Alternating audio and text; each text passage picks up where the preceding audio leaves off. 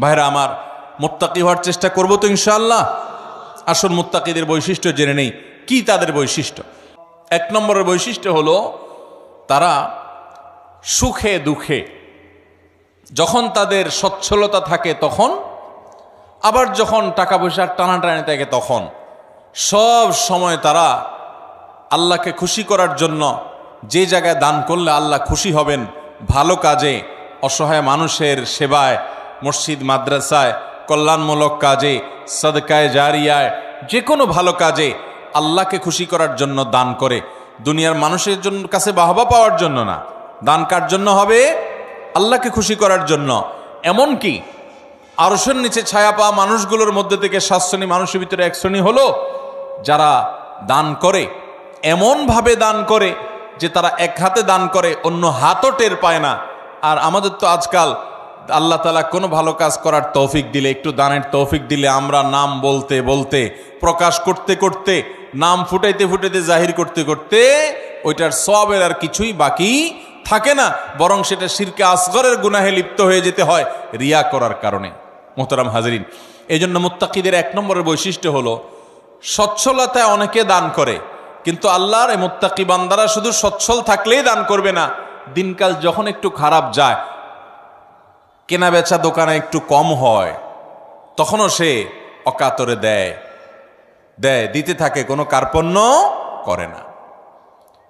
তাহলে এই বৈশিষ্ট্যটা আমাদের, যার মধ্যে যতটুকু ঘাটতি আছে, এই মাহফিল থেকে, মজলিস থেকে আসুন মনে মনে নিয়ত করে নেই যে ইনশাআল্লাহ এখন থেকে আল্লাহ তাআলা আমাকে যতটুকু তৌফিক দিবেন ওখান থেকে আমি কিছু আল্লাহর রাস্তায় দান করব, আল্লাহকে খুশি করবার জন্য দিব। এবং যখন আমদানি ইনকাম অনেক ভালো তখনও দিব, যখন ইনকাম নাই, একেবারে টানাটানি আছে, ওখান থেকে একটু বাঁচিয়ে হলেও দিব। কারণ আল্লাহ তাআলা আমার দানের পরিমাণ দেখবেন না, আল্লাহ দেখবেন আমার সামর্থ্যের তুলনায় আমি কতটুকু করলাম। ঠিক না বে ঠিক? ভাইরা আমার, সাহাবা একরাম যা দান করেছেন রাদিয়াল্লাহু তাআলা আনহুম আজমাইন, তারা যা দান করেছেন, আজকের যুগে এমন বহু লোক বাংলাদেশে আছে, পৃথিবীতে অনেক দানবীর আছে যারা এত কোটি কোটি টাকা, মিলিয়ন মিলিয়ন বিলিয়ন বিলিয়ন টাকা আল্লাহর রাস্তায় দান করে, দিনের কাজে দিয়ে দেয়, মানুষের সেবায় দান করে, হয়তো ইখলাসের সাথেও দান করে। পরিমাণ এত বেশি যে সব সাহাবী মিলেও এত টাকা দান করার সুযোগ পান নাই। কথা বুঝেন নাই? সাহাবীদের যুগে এত সহায় সম্পদ তো ছিল না। তারা যা দান করেছেন যদি পরিমাণ একত্র করেন, তাহলে আজকের যুগে এমন বহু পয়সাওয়ালা আছেন যে এক একটা মসজিদ মাদ্রাসার পিছনে 20, 50, 100 কোটি আরো অনেক বেশি খরচ করে ফেলেছেন। আছে না নাই?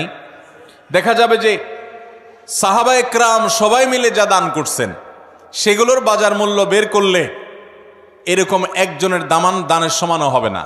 এই হলো পরিমাণের অবস্থা। এবার আসেন দেখি ফজিলত এবং মর্যাদার অবস্থা। নবী করিম সাল্লাল্লাহু আলাইহি সাল্লাম বলেছেন সাহাবীদের সম্পর্কে, তোমাদের কেউ যদি উহুদের পাহাড় সমপরিমাণ স্বর্ণ আল্লাহর রাস্তায় দান করে